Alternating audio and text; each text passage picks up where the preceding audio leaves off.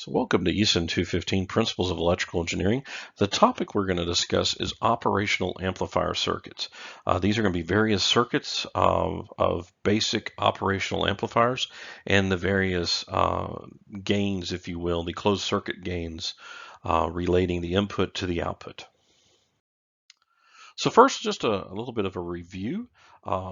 In the previous topic, we discussed the inverting amplifier, in which we actually used the circuit model for the ideal op amp and determined using the open loop gain of an amplifier, the fact that it was a voltage dependent voltage source, a V1 and V2, so on and so forth, we were able to determine the gain of a circuit configured as such where we had an input value coming in and determine what the actual closed loop gain is. We're going to kind of go through that again just to kind of as a review because this is a very important circuit. So again, just to kind of look at the circuit, we have our schematic symbol for an op amp, which is this triangle here, where we have a negative input, a positive input, and we have an output. And notice, being that this is an ideal amplifier, there is no power supply connections or anything like that. It's just simply the output is AOL, open loop gain, times VID, which this is the differential voltage, and it's going to be the voltage between the positive and the minus inputs. So, and we have here power supply of VN. This can be DC, this can be AC. It's just some signal coming in. And then we have R1 is the input resistor coming into this. And then we have this R2, which is our feedback resistor. And then we have our load resistor here, RL, attached to the output of the circuit. And remember, as we discussed with ideal op amps, the output resistance of the op amp R out, or RO, is equal to 0 ohms. Just kind of a quick review on that.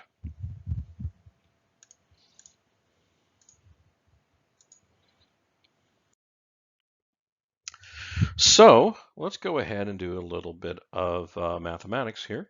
So again, as we discussed the other day, we had this concept of a virtual ground that was created.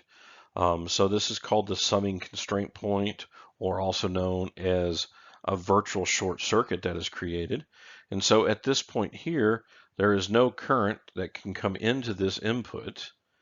And so we have I1 is equal to Vn over R1 because this is equal to ground. And we had that in the previous topic lecture, how we determine that. And because of that, this input current coming here is equal to Vn over R1. And therefore, we can start writing an equation for this. Since we have this point here, this node, and no current coming into here, that means I1 must be equal to I2. So let's go ahead and write that out. And as such, we can write an equation for I2.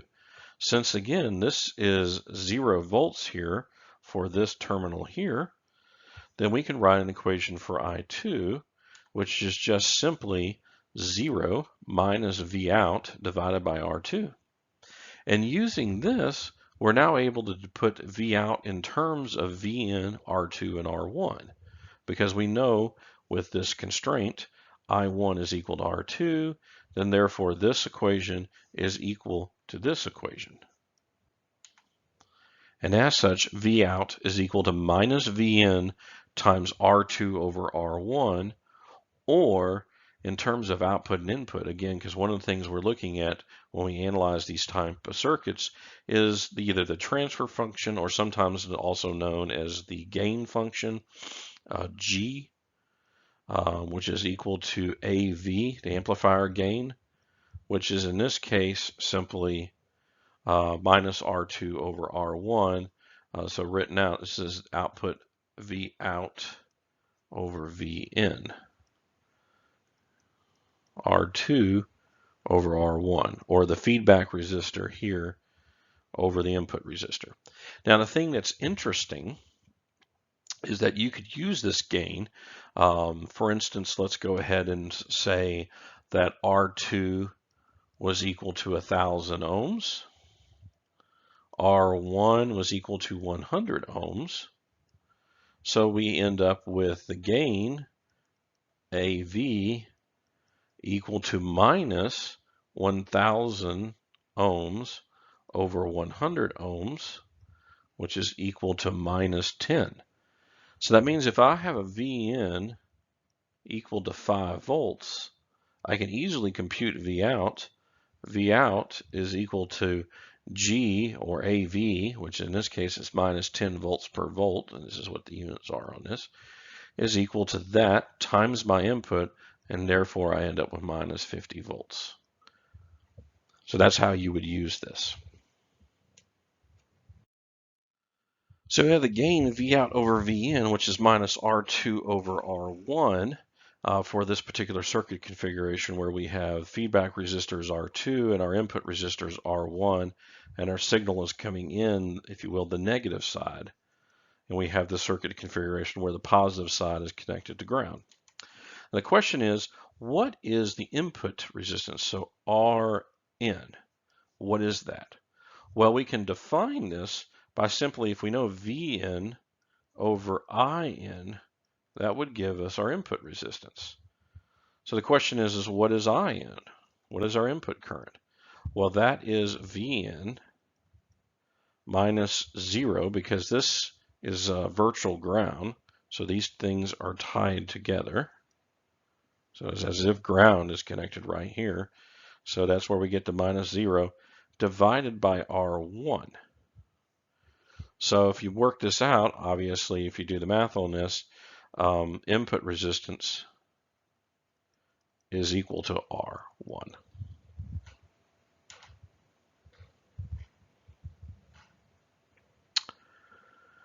And output resistance for an ideal op amp is just going to be 0 ohms. Now we're going to talk about some various other different types of circuits and their configurations. So this was the inverting amplifier. So you can also do summation with this. This is known as the summing inverting amplifier. Notice we now have two signals coming in. We got signal A and signal B coming in again to the negative port, with the positive signal, if you will, the positive input port for the operational amplifier is still connected to ground, just like we've done before, and we have a common feedback resistor.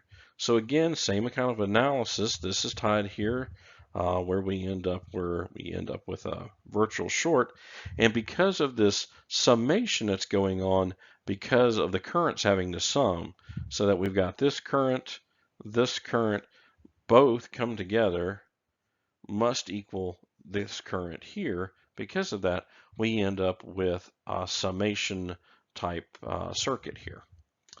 And so let me show that to you, the actual output of this, where you have, again, this particular feedback resistor configuration, where you're coming in, it's connected to the negative input. So you've got this arrangement here. Again, this is connected to ground, and we have two inputs, VA and VB, with feedback resistors, or input resistors, excuse me, of RA and RB. Now you must do this, you must have this configuration for this amplification circuit to work. I have seen various students, when I've asked them to design me a summing inverting amplifier, they would just connect up the signal straight up to here. That will not work. You must have these resistors here. The formula for the output is simply minus RF over RA VA plus RF over RB VB. Notice the same RF is being used, and the only thing that changes is the gain is related to RA and RB. And it's both, all of it is negative. So it is in summing inverting amplifier. Key emphasis there. Now what you can do, there is, well, first of all, one thing to point out, there is no significant limitation other than practically once you start getting with real op amps some noise, but there really is effectively no major limitation. You can put multiple inputs here. We could put a third here, We could do this and have this as RC, and then even we can go even further and we can have another input here. Notice I'm putting resistors here, so you have to have this, and this could be RD, and this will be a 4-input summer. There is no limitations on that. As long as the amplifier can handle the current, if you will, the total current that's being pushed around, then it's perfectly fine to do that. And for most of these signals, for these op amps, that's perfectly fine. Now, again, the input resistance for each one of these signals is RA or RB individually. The output resistance is similar. It's equal to R out is equal to 0 ohms because it's similar to the inverting amplifier. So all that kind of stays the same. One thing that you could always do, you could always so you can change the gain. So if you're setting up an equation where you're asked, y is equal to, I don't know, let's just say minus 3x plus 2y, you could set up this equation and where this input here is x, and that's easy to do because you can just set this gain here to be minus 3. But of course you go, well, what about the 2y? This here is positive. What do we do there? Well, what you would need to do is put another inverting amplifier before this stage. So you would put a stage in between here that is a -1, just to simply where RF and RN are equal to the same thing, like 1 kilo ohm and 1 kilo ohm, where mathematically it's now an inverting summer or an inverting amplifier, and you tie that to your inverting summer circuit, and now you're no longer inverting, you've changed the sign.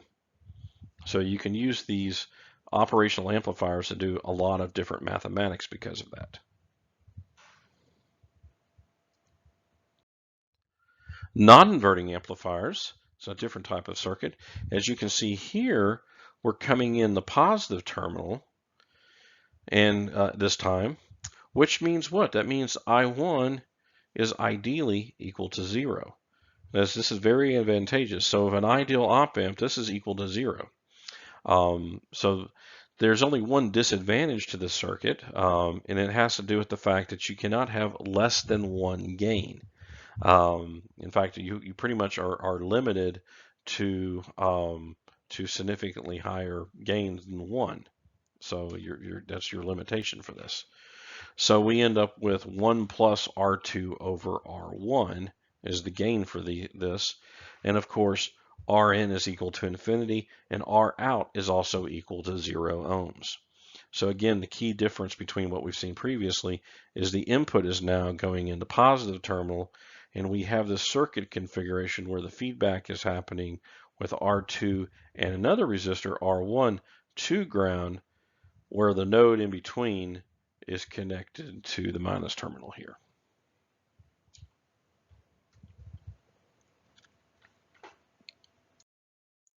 A voltage follower or unity gain buffer is simply that. It is just a buffer circuit.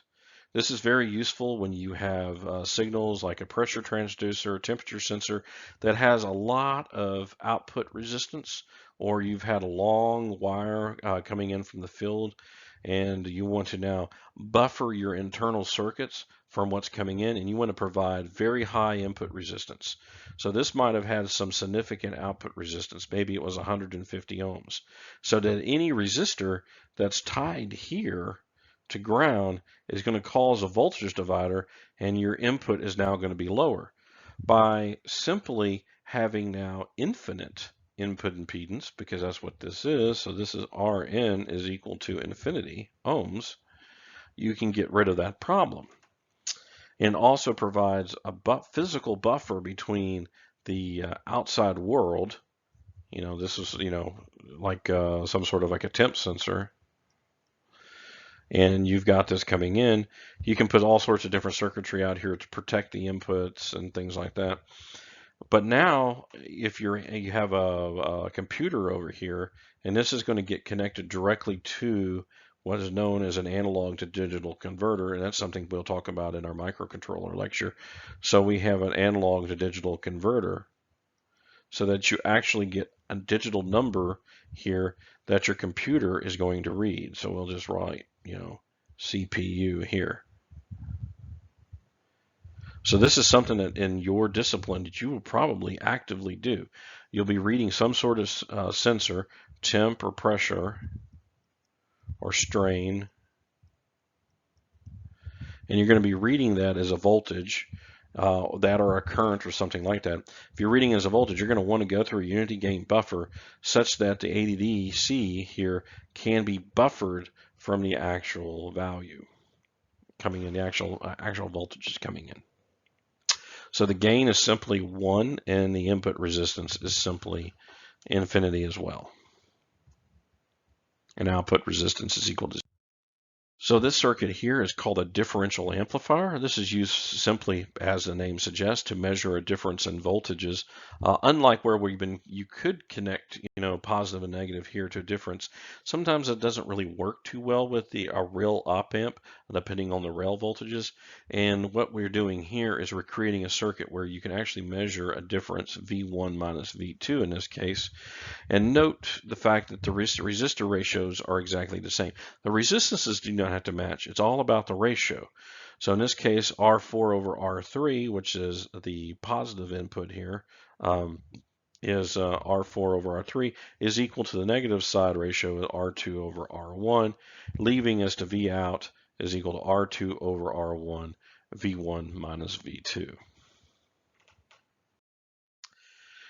Now this is an instrumentation amplifier. I wanted to show this to you here because this is probably a little bit more common of what you're going to have as an amplifier in the field.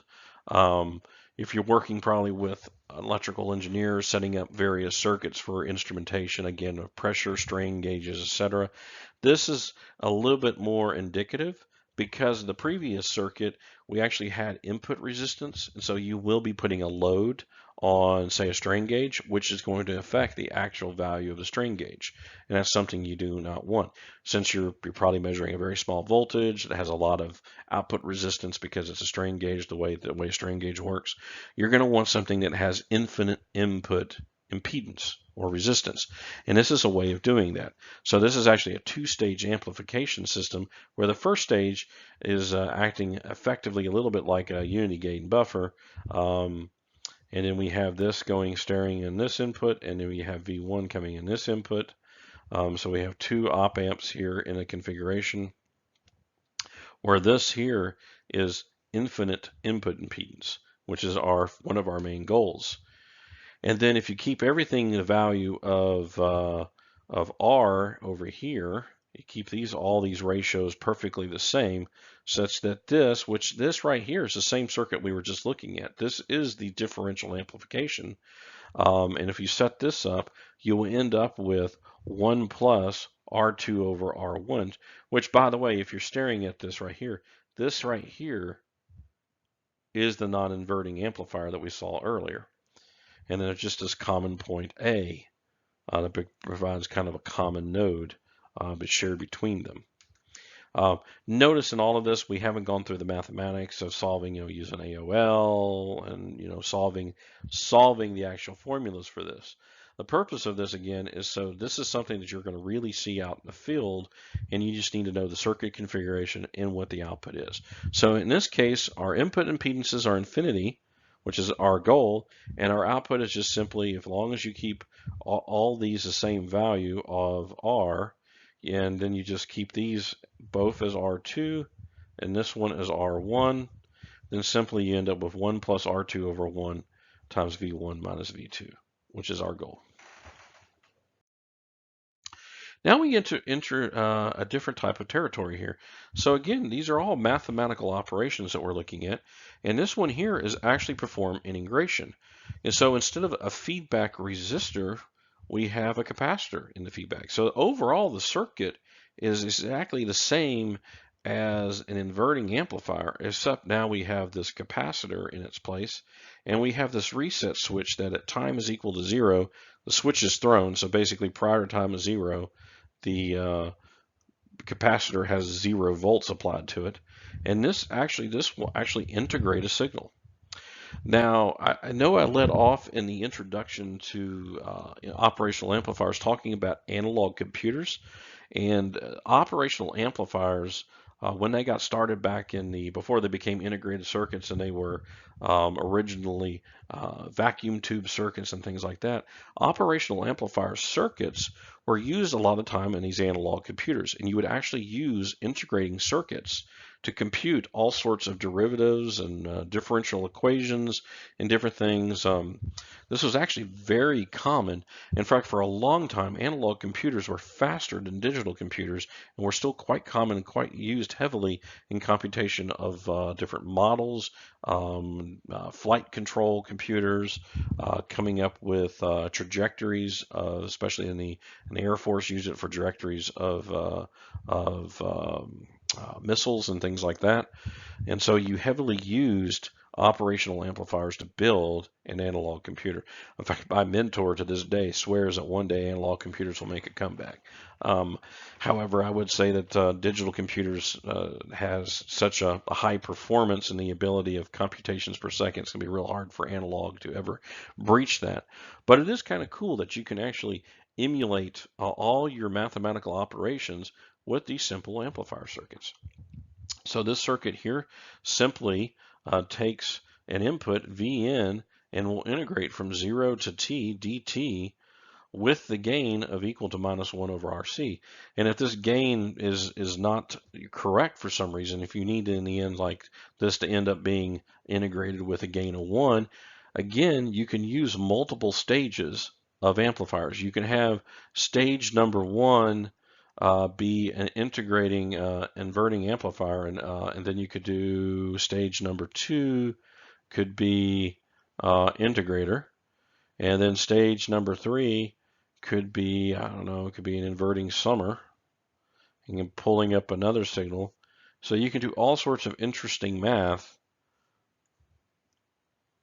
with just simply these different blocks. And that's actually some of the problems you'll see on the test.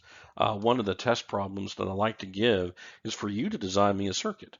And I will give you simply a formula like I showed earlier where say Z, which is equal to the output, is 3A plus 2B plus 5 integral of, let's say, C, plus 4D minus 7E. So you get a formula like this, and you have to figure out all the gains, and then figure out this is obviously a lot of summation. Obviously, you're going to have one integration stage, so on and so forth.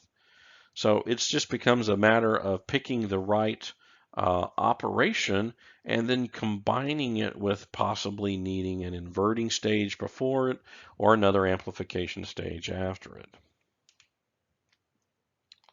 So just a visualization of what happens here, if you put a square wave into the integrator, you'll end up getting a triangle wave as the output because it integrates the value. So it's integrating the area here under the curve. And so that's what you end up getting. Remember, that's inverting, so it's going to be negative. And then it starts integrating this part, which is going to bring it back positive, and then keep on going until it changes sign again, and then it'll go back. And of course, the flip side of that is differentiation. So here, all we did is the same circuit configuration again, as this is simply an inverting summer again, except now, instead of the feedback resistor being the capacitor, now it's the input resistor, now is the capacitor. So mathematically, we end up with minus RC dV dt. So finally, we have all these different circuits that I've shown you so far, and I could probably spend hours upon the different types of circuits there are.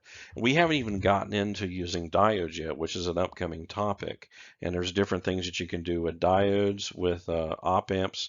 In fact, there is a wealth of books available on op amps and how to use them. For instance, I'm showing you here is my copy of the IC Op Amp Cookbook. This is probably one of 4 books that I have on op amp circuits. As you can see, it is well used. because this book gets used significantly when coming up with all sorts of different operational things I'm trying to do in analog. Don't quite do it as much as I used to years ago because nowadays I take a lot of signals into a microcontroller, bring it into an analog digital converter, and do a lot of my mathematical work inside of a processor in the digital domain. But there's a lot of stuff that you have to still do in the analog domain, a lot of filters and stuff. That's going to be the next topic we cover. So just real quickly, some various different functions is taking the absolute value, something that just changes sign. We've already kind of seen that. If you use an inverting amplifier with a gain of 1, that changes the sign of the input signal. You can take a logarithm. You can do a current to voltage converter using a device known as a transistor, which we'll be going over in the future. And you can inversely do a voltage to current converter. You can do something called a zero crossing detector, which, as the name implies, if you have an AC waveform like this, and it all going across 0 volts here, it will actually tell you, the circuit, when the circuit actually crosses 0. So it will give you like basically a little pulse every time the circuit crosses 0. That is really useful if you're working on power supply circuits or doing something with motors. So we got zero crossing detectors. You've got something called comparators, which are kind of basically a version of an op amp where you're simply wanting to know whether or not a signal has reached a certain point. So you put a reference signal here, something like 5 volts, and then you got your input coming in here, Vn, and the output is either a 1 or a 0, depending on whether or not you got 5 volts or 0 volts, or something other than like a less than 5 volts. It's a 0. So this is actually real common in a lot of electronic systems. A lot of things where you're just turning on and off an indicator that a battery is low uses a thing known as a comparator. Also, there's a device called a window comparator, which is just, you have say a voltage that's going up and like you want to know that between this voltage and this voltage, I want to have, I want a 0 from here, and then I want a 1, and then anything above that is 0. So I want a 1, where this maybe represents 5 volts. This is a digital 1. So basically, as we're crossing through, it turns on, and then as we cross out of it, it turns off. That is known as a window comparator. You can also create oscillators, so how you actually generate a sinusoid. You can use an op amp to do that with a simple RC circuit. Multiverberators, that means other devices that create multiple different oscillations. You can create 3-phase circuits, square wave, triangle waves, all sorts of different things, sawtooth waves, all that kind of stuff you can do. Sawtooth generators. And then there's a thing called active filters, which is going to be our next topic. Again, these are just kind of exploratory topics, things that you are likely to see in your career in some form or fashion, dealing with instrumentation of various sensors, and so on and so forth. So in summary today, we looked at the inverting amplifier, the non-inverting amplifier, the voltage follower, also known as the unity gain buffer, the differential gain. We also looked at the instrumentation amplifier. We looked at an integrator, a differentiator, and then of course all the variety of other signals, other circuits that for different input signals. So I hope you found this interesting and useful. So if you have any questions, make sure you come to the Q&A. Thank you.